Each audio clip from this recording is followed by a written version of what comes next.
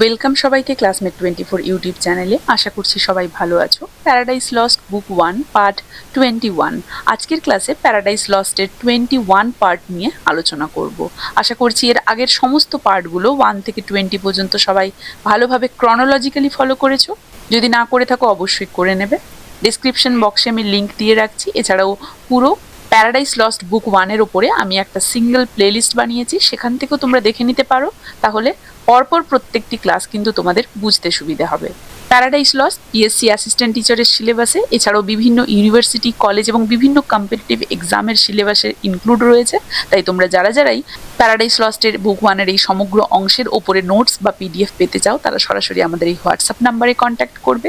এছাড়াও PSC assistant teacher, Madrasa service commission, West Bengal upper primary, TET, BPSC 4.0, NET, SET, এছাড়াও SLST, এই সমস্ত exam oriented গুরুত্বপূর্ণ সমস্ত বিষয়ের ওপরে full syllabus, notes, one liners এবং পিডিএফ পেতে হলে তোমরা সরাসরি আমাদের এই হোয়াটসঅ্যাপ নাম্বারে কন্ট্যাক্ট করতে পারো। আশা করছি তোমাদের আগামী পরীক্ষার কথা মাথায় রেখে বানানো এই সমস্ত গুরুত্বপূর্ণ নোটসগুলি তোমাদের আগামী পরীক্ষার ক্ষেত্রে ভীষণই হেল্পফুল হবে। All notes, one liners and practice set are chargeable. এছাড়াও প্রত্যেকটি exam related full syllabus based paid membership গ্রুপও তোমরা আমাদের এই চ্যানেলে পেয়ে যাচ্ছ, যার লিঙ্ক আমি এই ভিডিওর ডেসক্রিপশন বক্সে দিয়ে রাখছি। তোমরা যারাই আগামীতে এই সমস্ত এক্সামের প্রিপারেশন নিতে চলেছো, তোমরা চাইলে খুব স্বল্প মূল্যে মান্থলি আমাদের এই পেইড মেম্বারশিপ গ্রুপগুলো জয়েন করতে পারো, যেখানে প্রত্যেকটা এক্সামের জন্য তোমাদেরকে ফুললি কিন্তু প্রিপেয়ার করিয়ে দেওয়া হবে, যেখানে থাকবে প্রত্যেকটি টেক্সটের লাইন বাই লাইন এক্সপ্লেনেশন সহ প্রশ্ন উত্তরের প্র্যাকটিস সেটের আলোচনার পর্ব। এছাড়াও ইংলিশ রিলেটেড যে কোনো ধরনের কোয়ারি থাকলে বা যে কোনো এক্সাম রিলেটেড যে কোনো ধরনের জিজ্ঞাসা থাকলে তোমরা সরাসরি আমার টেলিগ্রাম গ্রুপ বা হোয়াটসঅ্যাপ চ্যানেলটাও ফলো করে নিতে পারো। টেলিগ্রাম গ্রুপের লিঙ্ক এবং হোয়াটসঅ্যাপ চ্যানেলের লিঙ্ক এই ভিডিওর ডেসক্রিপশন বক্সে আমি উল্লেখ করে দিচ্ছি। তো দেখো, আজকের এই পার্টে পার্ট 21-এ আমরা পার্ট 20 পর্যন্ত যতদূর কভার করেছিলাম, তারপর থেকে line by line text reading শুরু করব। আশা করছি সবাই ভালোভাবে মন দিয়ে ফলো করবে। দেখো, এর আগের অংশে আমরা কি দেখেছিলাম? স্যাটার্ন তার বিশাল সেনাবাহিনী নিয়ে প্রস্তুত। তবে সে যখন ভাষণ দিতে শুরু করে তার চোখে জল চলে আসে, কারণ সে বুঝতে পারে, নৈতিকতা বোধ তার মধ্যে জাগ্রত হয় যে তার জন্যই কিন্তু আজ এরা সবাই স্বর্গসুখ থেকে বঞ্চিত এবং এই নরকে পতিত হয়েছে। ফলে আবেগে তার চোখে জল ভেসে আসে, তার কণ্ঠ যেন অবরুদ্ধ হয়ে যেতে থাকে, কিন্তু তবুও শেষমেশ সে নিজেকে সামলে ভাষণ দিতে শুরু করে। তো স্যাটার্ন কি ভাষণ দেয় সেটাই আমরা এই অংশে দেখব।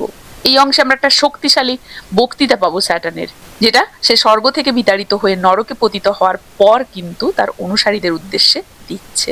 বোঝা গেছে? তো দেখো কি বলা হয়েছে। ও mirrors of immortal spirits, O powers matchless, but with the Almighty, and that strife was not inglorious, though the event was dire. O mirrors মানে কি? অগণিত। ইমমর্টাল স্পিরিটস, অমর আত্মারা, পতিত সেই দেবদূতরা, পাওয়ার্স শক্তিশালী সত্তা, দেব শক্তি। তাহলে হে অসংখ্য অমর আত্মারা, হে শক্তিশালী দেব শক্তিরা, মানে স্যাটার্ন তার অনুসারীদের সম্মান দিয়ে সম্বোধন করছে, দেখো, যাতে তাদের মধ্যে একটা আত্মবিশ্বাস গড়ে ওঠে, তাই না? হে অসংখ্য অমর আত্মা, হে অতুলনীয় শক্তিসমূহ, মানে স্যাটার্ন তার সহযোদ্ধা সেই ফলেন অ্যাঞ্জেলদের বা সেই ফেরেশতাদেরকে অত্যন্ত সম্মান এবং বীরত্বের সাথে সম্বোধন করছে। সে তাদের মনে করিয়ে দিচ্ছে যে তারা অমর এবং সাধারণ কারো চেয়ে কিন্তু তারা খুব বেশি শক্তিশালী। ম্যাচলেস মানে কি? তুলনাহীন। বাট উইথ দ্য অলমাইটি সর্বশক্তিমান ঈশ্বর, অ্যান্ড দ্যাট স্ট্রাইভ মানে সংঘর্ষ বা যুদ্ধ, তোমরা অতুলনীয় কেবলমাত্র সর্বশক্তিমান ঈশ্বর ছাড়া।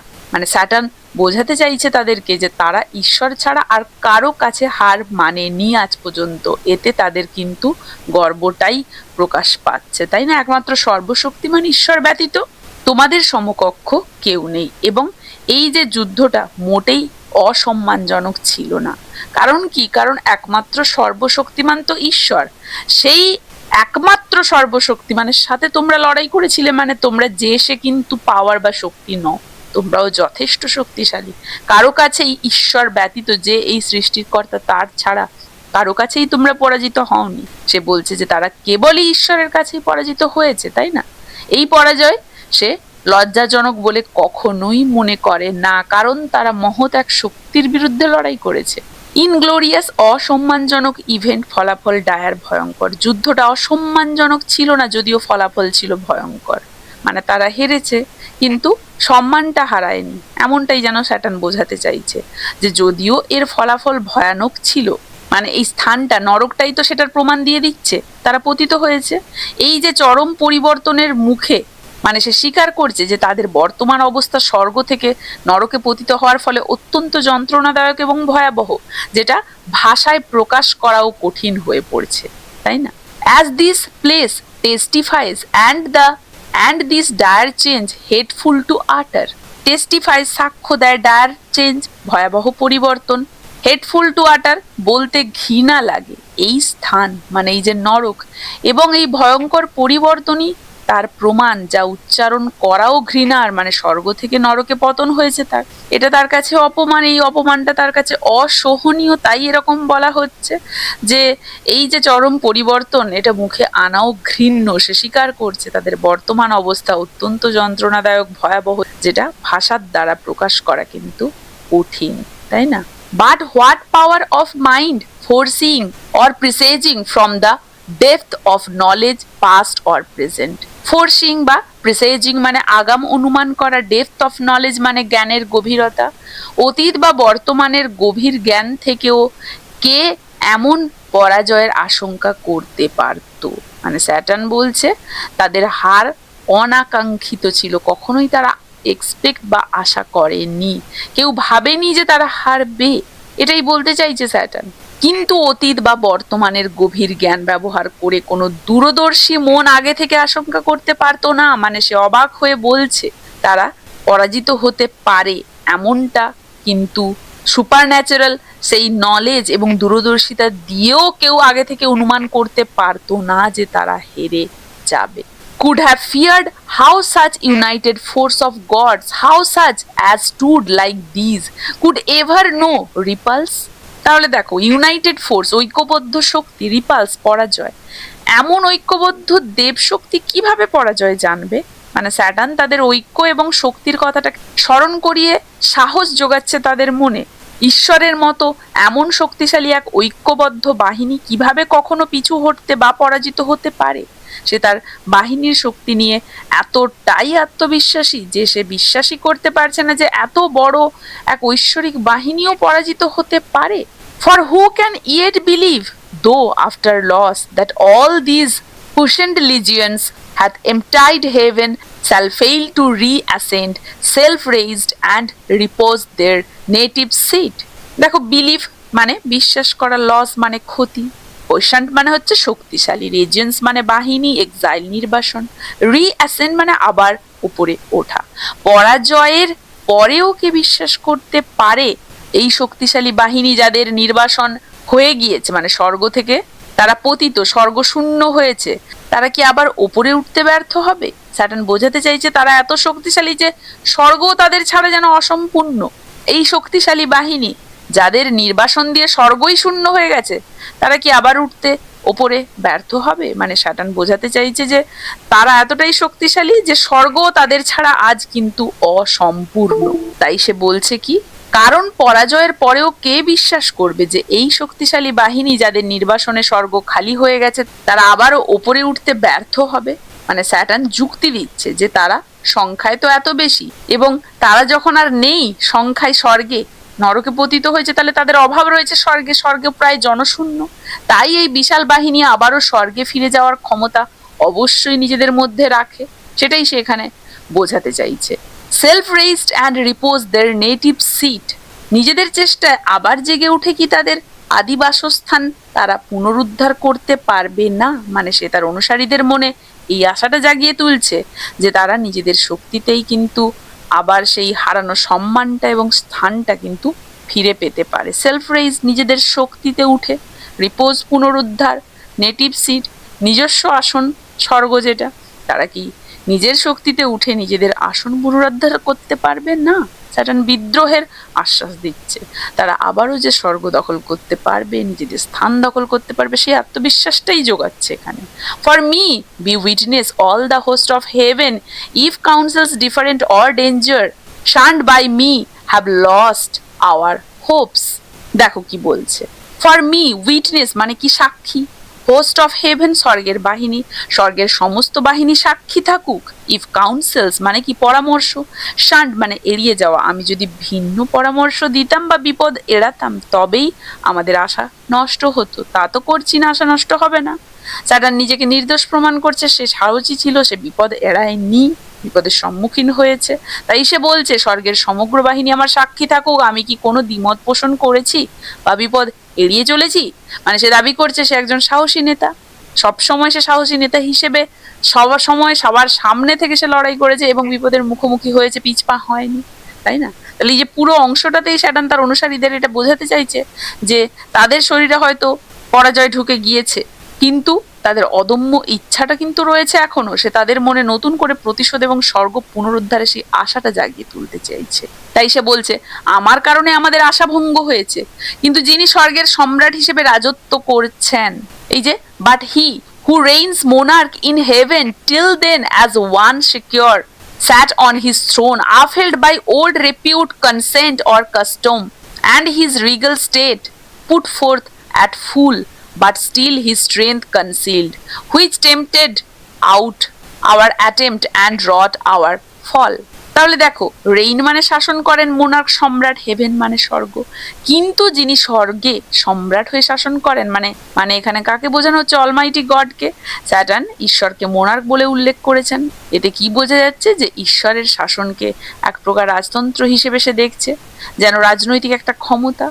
সিকিউর মানে নিশ্চিন্ত, থ্রোন সিংহাসন, তখন পর্যন্ত তিনি নিশ্চিন্ত হয়ে সিংহাসনে বসেছিলেন। স্যাটার্ন বোঝাতে চাইছে ঈশ্বর আগে কখনো চ্যালেঞ্জের মুখোমুখি হননি। Upheld by old repute, consent or custom, old repute মানে সেই পুরনো খ্যাতি, কাস্টম প্রথা, কনসেন্ট সম্মতি, পুরনো খ্যাতি সবার সম্মতি ও প্রথার দ্বারা তার শাসন টিকে ছিল। স্যাটার্ন ঈশ্বরের ক্ষমতাকে ঐতিহ্য নির্ভর বলে দেখাচ্ছে, সেটা যেন স্বাভাবিক নিয়মেই চলে আসছিল, শক্তির প্রমাণ ছাড়াই।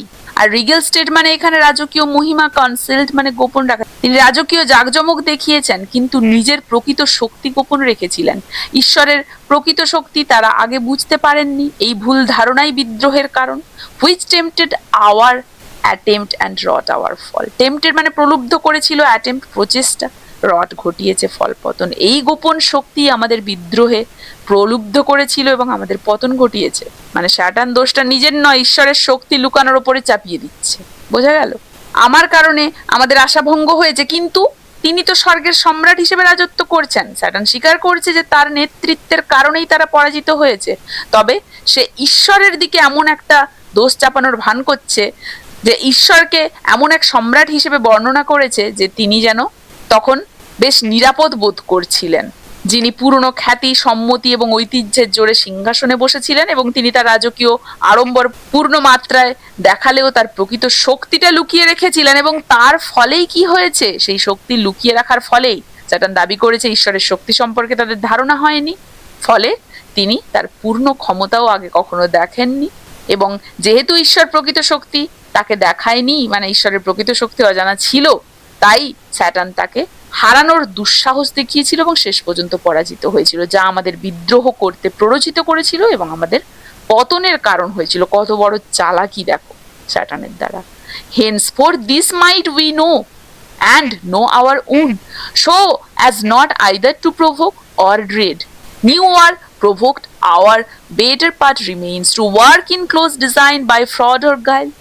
What force effected not that he no less at length from us may find, who overcomes by force hath overcome but half his foe. দেখো, henceforth এখন থেকে, মাইট শোক, প্রভোক উস্কানি দেওয়া, ড্রেড মানে ভয় করা, নিউ ওয়ার মানে নতুন যুদ্ধ, বেটার পার্ট উত্তম উপায়, ক্লোজ ডিজাইন গোপন পরিকল্পনা, ফ্রড বা উইল মানে হচ্ছে প্রতারণা, ফোর্স শক্তি, এফেক্টেড সফল করেছে, আর ওভারকাম মানে জয় করে, হাফ হিজ ফোর শত্রুর অর্ধেক অংশ। তাহলে এখন থেকে আমরা তার শক্তি জানি এবং আমাদের নিজেদের ক্ষমতাও জানি, তাই আমরা অযথা নতুন যুদ্ধ শুরু করব না, আবার যুদ্ধ চাপিয়ে দিলে ভয়ও পাবো না। মানে স্যাটার্ন বলছে এখন তারা উভয় পক্ষের শক্তি সম্পর্কে সচেতন, তাই তারা সতর্ক হয়ে পা বাড়াবে। আমাদের সামনে এখন উত্তম পথ হলো কি না, গোপন পরিকল্পনার মাধ্যমে প্রতারণা বা ছলনা দিয়ে সেটাকে অর্জন করা, যেটা শক্তি দিয়ে আমাদের পক্ষে আজ পর্যন্ত সম্ভব হয়নি। মানে স্যাটার্ন সিদ্ধান্ত নিচ্ছে যে তারা আর সরাসরি যুদ্ধ করবে না, বরং বুদ্ধি এবং চক্রান্তের মাধ্যমে ঈশ্বরের ক্ষতি করার তারা চেষ্টা করবে, যাতে তিনি শেষ পর্যন্ত আমাদের কাছ থেকে বুঝতে পারেন যে যে ব্যক্তি শুধু শক্তি দিয়ে জয় করে সে আসলে তার শত্রুকে অর্ধেক জয় করে। মানে দেখো সেই বিখ্যাত উক্তি, স্যাটার্ন বলতে চাইছে যে শরীরকে পরাজিত করলেই যে মন পরাজিত হয়ে যায় তা নয়, মন কিন্তু বিদ্রোহী হয়ে থেকে যায়, তাই না? তাহলে এটা খুবই গুরুত্বপূর্ণ একটা লাইন যে যে শত্রুকে জয় করে শক্তি দিয়ে সে কেবল অর্ধেকটাই জয় করে, তাই না? স্যাটার্ন বোঝাচ্ছে যে শরীরকে পরাজিত করলেও মনকে কেউ কিন্তু কখনো জিততে পারে না, মন জয় করাটা খুবই কঠিন। তাহলে এখানে সেই মোনার্ক অফ হেভেন মানে সেই খ্রিস্টীয় ঈশ্বরের ইঙ্গিত দেওয়া হচ্ছে, বাইবেলের রেভেলেশন অধ্যায়ের সেই স্যাটার্নের বিদ্রোহ তুলে ধরা হচ্ছে। মিল্টন ধর্মীয় প্রেক্ষাপট এখানে ব্যবহার করেছে, আমরা বরাবরই দেখতে পাচ্ছি রেফারেন্স হিসেবে। এখানে ঈশ্বরের সর্বোচ্চ ক্ষমতার প্রতীক হিসেবে থ্রোনকে বলা হয়েছে। ভবিষ্যতের পরিকল্পনার ইঙ্গিত দেওয়া হচ্ছে, মানে স্যাটার্ন কি করতে চাইছে, সে যে মানুষ্য জাতিকে সে প্রতারণা করে ঈশ্বরের বিরুদ্ধে নিয়ে যাবেন যাতে ঈশ্বরের কথা তারা না মানে, সেটার একটা আভাস পাওয়া যাচ্ছে, তাই না? স্যাটার্ন জানে সরাসরি শক্তিতে ঈশ্বরকে হারানো যাবে না, তাই সে সরাসরি পথটা নিয়ে আর যুদ্ধ করবে না, সেটারই যেন ইঙ্গিত দিচ্ছে, তাই না? তাহলে স্যাটার্নের সেই স্ট্র্যাটেজিক শিফট এখানে আমরা দেখতে পাচ্ছি, সে বুঝেছে শক্তি দিয়ে জয় সম্ভব নয়, তাই সে একটা প্রতারণার পথ যেন বেছে নিতে চলেছে। এটা তার চরিত্রের পরিবর্তন।